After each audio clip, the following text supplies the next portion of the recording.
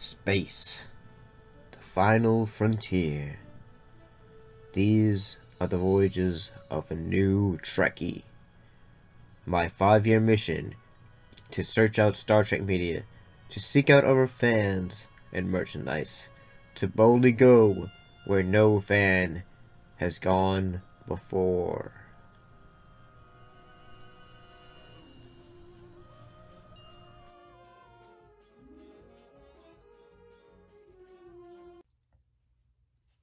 Greetings and salutations. So, welcome to today's episode. Well, we'll be talking about the Star Trek experience.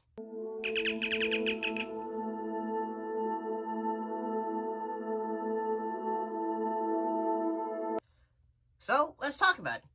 We'll give a bit of details about how it started, and then, show some little clips about it, I guess. So let's do this.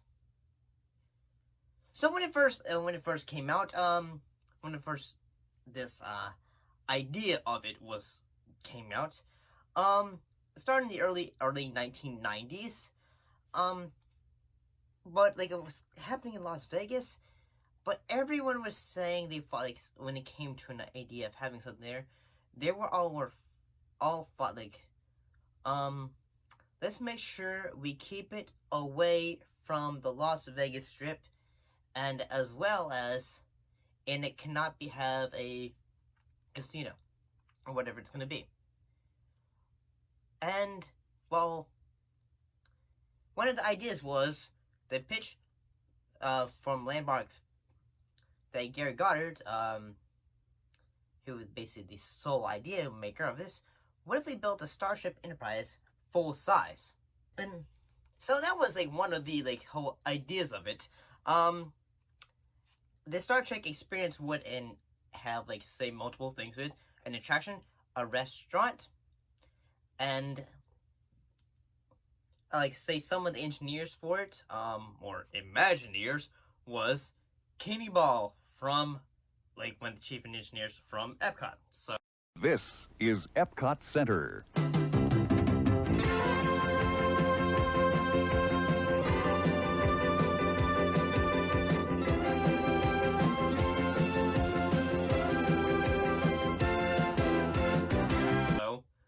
That's actually pretty cool, the fact they would got one of the engineers from Epcot. And especially if you got one of the engineers from Epcot, you are going to have someone who is going to have a huge big push when it comes to edutainment, in a way, I suppose. So, but one thing that needed to be done before it could all be done, though, was getting the rights to it. So Gary Goddard did all that. And as well, they had to make sure they talked to and said, what needs to be done? What are we going to be having the basis for this? So, when you think about Gary Goddard, what would be some ideas, say, attractions that he had actually done before he had, came up with these ideas to do this? Well, he actually had been worked on 2 attractions for Universal. In this case, T2 3D. No. Let me take a moment to apologize for that silly interruption. It only takes a few sad, warped individuals to ruin things for everybody. And the Amazing Adventures of Spider-Man at Islands of Adventure. So much for being careful. Just get back to the bugle and...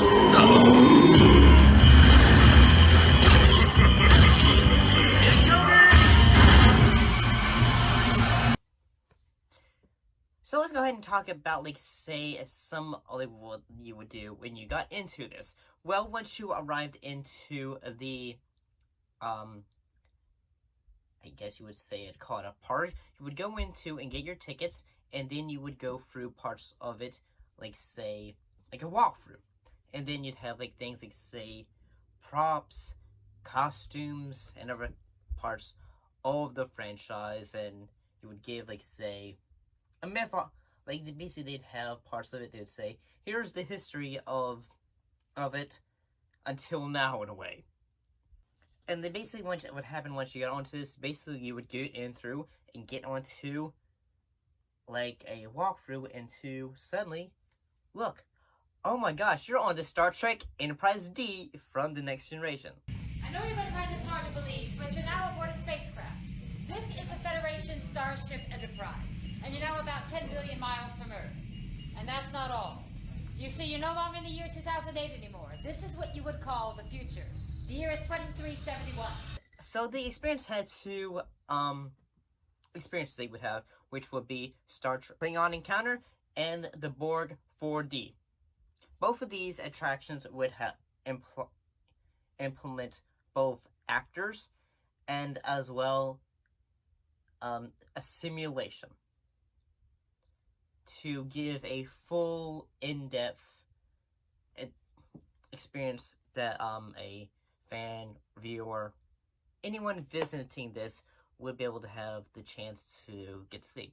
While Star Trek The Klingon Experience would have characters and the storyline involving the crew from the Next Generation. I'm Commander Will Riker of the USS Enterprise. There isn't much time, so I'll get right to the point. You've all been abducted from the 21st century by a group of hostile aliens known as Klingons. Lieutenant Edwards? Sir. Get the bullet behind us. Aye, sir. After you on screen. Those ships are under the command of a Klingon captain named Kork. The Borg Invasion, which was a 4D, 3D experience. As soon as I can.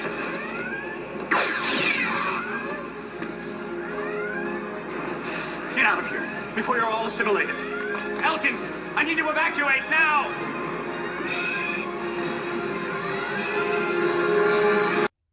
With basically it had almost like a walkthrough kind of vibe.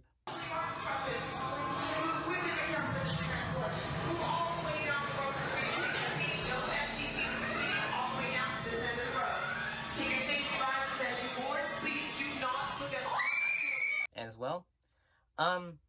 Basically it had characters from Star Trek Voyager, like say Kata Mulgrew, Patrick Picardo, and Alice Craig as a terrifying Borg Queen. And that's actually honestly pretty cool in the fact that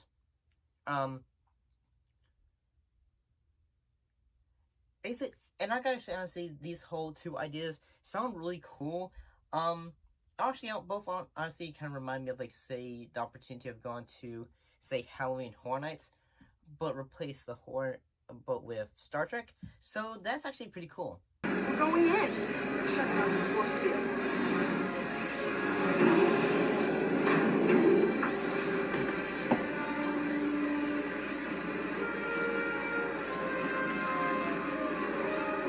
By 2008, it was now announced that Star Trek The Experience would close. However,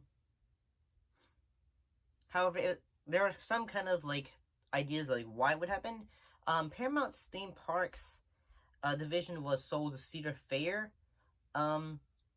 Basically, like, any kind of, like, say, theme park experience that had the Paramount IP was suddenly at risk of being taken away. And, like, say, if you lived in, like, say, here in Mason, Ohio, where Kings Island is, like, say, some attractions would have been changed, like, say, Lara Croft Tomb Raider, it changed as well, or Top Gun changed as well. A lot of attractions that had these IP involving Paramount changed in a way.